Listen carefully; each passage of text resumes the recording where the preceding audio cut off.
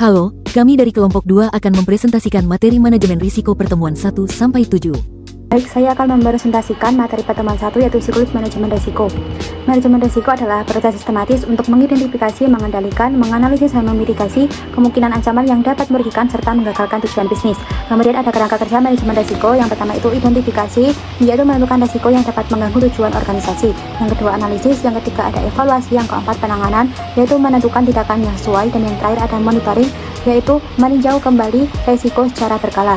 Kemudian ada siklus hidup risiko. Yang pertama analyze business, kemudian identify risk, kemudian risk assessment, risk valuation, formulate strategi, dan exercise option. Kemudian yang terakhir result, di mana risiko adalah bagian yang tidak terpisahkan dari kegiatan organisasi. Manajemen risiko membantu mengurangi dampak negatif dan memaksimalkan peluang, serta proses manajemen risiko bersifat siklus dan berkelanjutan. Baik, di sini saya akan menjelaskan materi pertemuan 2 mengenai manajemen resiko. Resiko merupakan kemungkinan dari suatu peristiwa yang dapat mempengaruhi strategi dan juga tujuan. Risiko ini dapat berupa ancaman atau kerugian atau peluang atau keuntungan yang tidak pasti. Perbedaan risiko dan juga ketidakpastian, resiko dapat diukur dengan probabilitas dan dapat dimitigasi, sedangkan ketidakpastian tidak dapat diukur dengan pasti dan juga lebih sulit dikendalikan. Ada beberapa tahap sistematis pengelolaan risiko. Yang pertama, identifikasi risiko dengan mengumpulkan potensi risiko internal maupun eksternal dengan tools brainstorming, checklist, dan historical data. Yang kedua, analisis dan penilaian risiko dengan menilai kemungkinan dan dampak dengan tools risk metric. Lalu yang ketiga, ada evaluasi risiko dengan menentukan risiko prioritas untuk ditindaklanjuti. Yang keempat, ada mitigasi atau pengendalian risiko dengan strategi avoid, reduce, transfer, dan juga accept. Lalu yang kelima, ada monitoring dan juga review yang dapat dilakukan dengan review berkala, audit internal, dan juga pembaruan SOP. Saya akan mempresentasikan materi terkait identifikasi risiko operasional, finansial, strategis, kepatuhan, reputasi, dan teknik identifikasi risiko dengan metode SCL atau Student Centered Learning. A. Konsep dasar identifikasi risiko. Identifikasi risiko merupakan proses sistematis untuk menemukan, mendaftarkan, dan mendeskripsikan berbagai risiko yang berpotensi mengancam keberhasilan suatu proyek atau pencapaian tujuan organisasi. Tujuan identifikasi risiko meliputi 1. Untuk mengenali sumber risiko sejak dini dengan mendeteksi potensi masalah sebelum mereka terjadi, memberikan waktu yang cukup untuk persiapan. 2. Memberi dasar untuk analisis dan mitigasi. Daftar risiko yang telah teridentifikasi menjadi fondasi untuk tahap selanjutnya, yaitu menganalisis tingkat keparahan risiko dan merencanakan tindakan penanganan. 3. Menentukan prioritas penanganan. Hal ini membantu organisasi untuk fokus pada risiko-risiko yang paling signifikan dan berpotensi menimbulkan dampak terbesar sehingga sumber daya dapat dialokasikan secara efisien.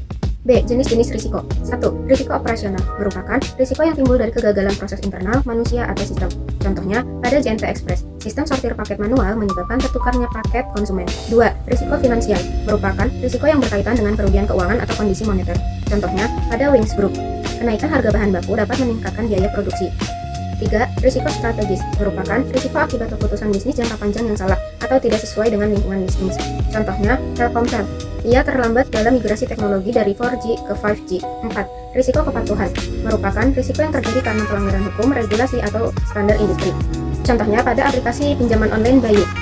Adanya pelanggaran batas suku bunga yang ditetapkan OJK. 5. Risiko reputasi merupakan risiko terhadap citra dan kepercayaan publik. Contohnya pada kopi kenangan. Adanya video viral di TikTok yang menunjukkan kurangnya kebersihan pada outlet yang menyebabkan penurunan penjualan di outlet tersebut.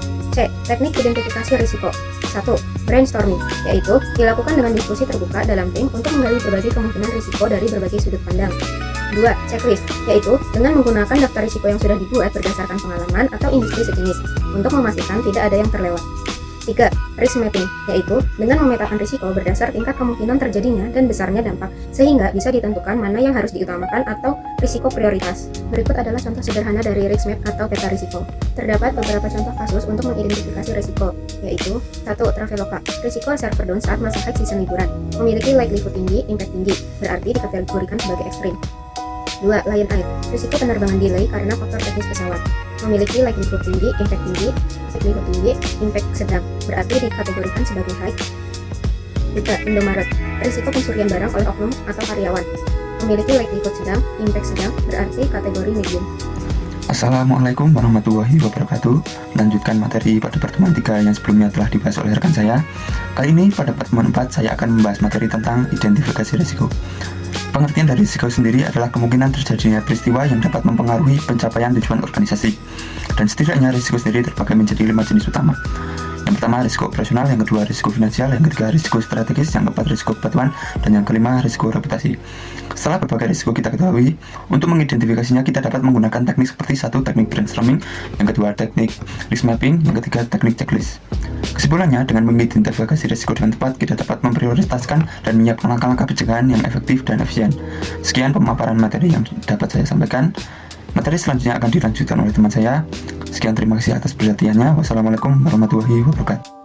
Selanjutnya adalah pemaparan dari materi pertemuan ke-6 yang membahas terkait konteks risiko, penetapan konteks risiko, prediksi konteks risiko, identifikasi risiko terstruktur, dan juga penilaian risiko.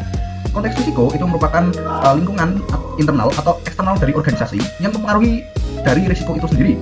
Dan penetapan konteks risiko itu yang dapat dilakukan adalah melakukan identifikasi tujuan organisasi, kemudian analisis faktor internal dan juga eksternal, dan juga lakukan analisis terhadap pemangku kepentingan atau stakeholder, dan yang terakhir adalah buat kriteria dari risiko itu sendiri. Kemudian, prediksi konteks risiko itu bertujuan untuk antisipasi dari adanya sebuah perubahan, baik tren, regulasi, teknologi, maupun perubahan pasar. Selanjutnya, identifikasi risiko terstruktur itu biasanya dilakukan dengan metode checklist, brainstorming, proses mapping, dan masih banyak lagi metode untuk mengidentifikasi risiko. Dan selanjutnya, itu adalah penilaian risiko, di mana penilaian risiko ini dilakukan untuk mengukur seberapa besar pengaruh dari risiko yang ada dengan melakukan pengkriteriaan dan juga menyusun matriks untuk mengukur seberapa besar dampak risiko yang ditimbulkan dan mengukur toleransi dari adanya risiko. Itu bisa dengan pendekatan kualitatif dan juga pendekatan kuantitatif. Sekian presentasi pertemuan ke-6 yang dapat saya sampaikan. Dan untuk pertemuan ke-7 akan dipaparkan oleh rekan saya. Terima kasih. Pada kesempatan kali ini saya akan mempresentasikan materi tentang teknik identifikasi risiko dan bagaimana cara menguraikan risiko ke dalam komponen. Identifikasi risiko merupakan langkah awal dalam proses manajemen risiko yang bertujuan untuk mengenali potensi risiko sebelum terjadinya risiko. Teknik yang digunakan antara lain ada indikator risiko sebagai alat memantau dan skenario peristiwa risiko untuk menggambarkan kemungkinan kejadian dan dampak risiko yang akan terjadi. Risiko kemudian diuraikan ke dalam beberapa komponen, yaitu sumber risiko, peristiwa risiko, dampak, pengendalian, dan pemilik risiko agar pengelolaannya lebih terstruktur. Selanjutnya dilakukan penetapan konteks risiko dengan menentukan kriteria berdasarkan kemungkinan dan dampak, serta menetapkan risk appetite dan risk tolerance sebagai batas penerimaan risiko. Tahap terakhir adalah penilaian risiko melalui matriks yang menggabungkan tingkat kemungkinan dan dampak.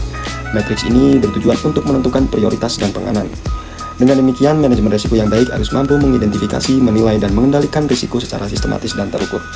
Terima kasih. Apabila ada kesalahan, saya mohon maaf. Wassalamualaikum warahmatullahi wabarakatuh.